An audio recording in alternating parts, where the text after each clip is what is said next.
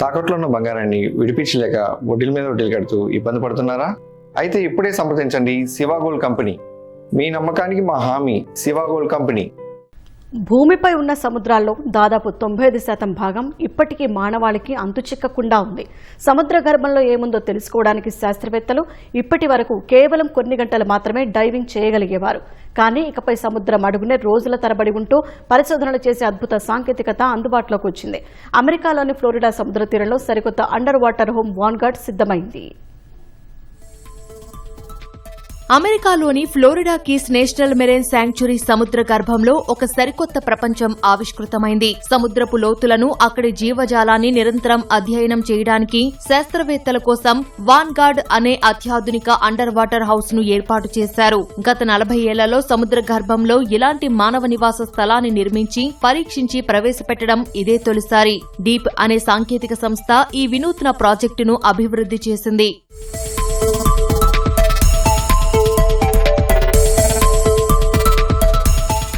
సాధారణంగా సముద్రంలోకి వెళ్లే డైవర్లు ఆక్సిజన్ సిలిండర్లు వేసుకుని కేవలం అరగంట లేదా గంట మాత్రమే లోపల ఉండగలరు. పైగా నీటి ఒత్తిడి వల్ల వచ్చే నరాల బలహీనత, నొప్పులు వంటి ప్రమాదాల నుంచి తప్పించుకోవడానికి వెంటనే పైకి రావాల్సి ఉంటుంది. కానీ ఈ వాన్గార్డ్ లో శాస్త్రవేత్తలు రోజుల తరబడి ఉండగలరు.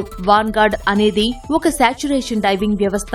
అంటే ఈ నివాసం లోపల ఉండే ఒత్తిడిని సముద్రం అడుగున ఉండే ఒత్తిడికి సమానంగా సర్దుబాటు చేస్తారు. దీనివల్ల శాస్త్రవేత్తల శరీరం ఆ వాతావరణానికి అలవాటు పడిపోతుంది. ఫలితంగా వారు డీకంప్రెషన్ సమస్యలు లేకుండా వారం లేదా అంతకంటే ఎక్కువ రోజులు సముద్రం లోపలే గడపవచ్చు. ఈ సాంకేతికత వల్ల శాస్త్రవేత్తలకు సముద్ర పర్యావరణంపై 24 గంటల పాటు నిఘా పెట్టే అవకాశం లభిస్తుంది. కేవలం గంటల వ్యవధిలో చూసే సమాచారం కాకుండా సముద్ర జీవుల పూర్తి రోజువారీ జీవన చక్రాన్ని వారు గమనించవచ్చు. ఇక్కడి నుంచి శాస్త్రవేత్తలు ఒకేసారి 6 నుంచి 8 గంటల పాటు సముద్రం అడుగున నిరంతరాయంగా పరిశోధనలు చేయవచ్చు.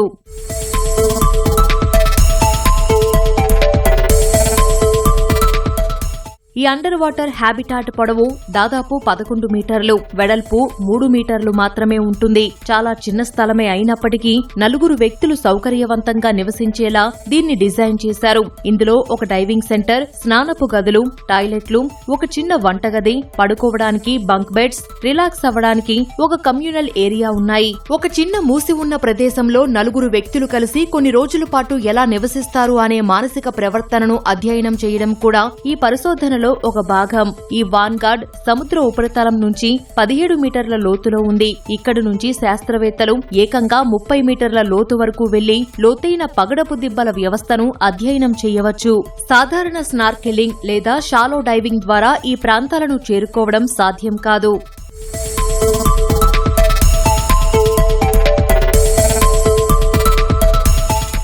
ఈ వాన్గార్డ్ కేవలం సముద్ర పరిశోధనలకే పరిమితం కావడం లేదు. భవిష్యత్తులో అంతరిక్ష యాత్రలకు వెళ్లే వ్యోమగాములకు కూడా ఇది శిక్షణా వేదికగా మారబోతోంది. డీప్ సంస్థ డైరెక్టర్ డాన్ కెర్నాగిస్ తెలిపిన వివరాల ప్రకారం ఈ హ్యాబిటాట్ ను కేవలం మెరైన్ సైన్స్, పగడపు దిబ్బల పునరుద్ధరణ కోసమే కాకుండా అంతరిక్ష వ్యోమగాములకు కఠినమైన వాతావరణంలో ఎలా బతకాలనే దానిపై శిక్షణ ఇవ్వడానికి కూడా ఉపయోగించనున్నారు. అంతరిక్ష నౌకల్లో ఉండేలాంటి పరిమిత స్థలం ఇక్కడ ఉండటంతో వ్యోమగాములకు ఇదొక అద్భుతమైన శిక్షణా కేంద్రం కానుంది. ప్రస్తుతం ఈ ప్రాజెక్టుకు సంబంధించిన కార్యాచరణ పరీక్షలు జరుగుతున్నాయి.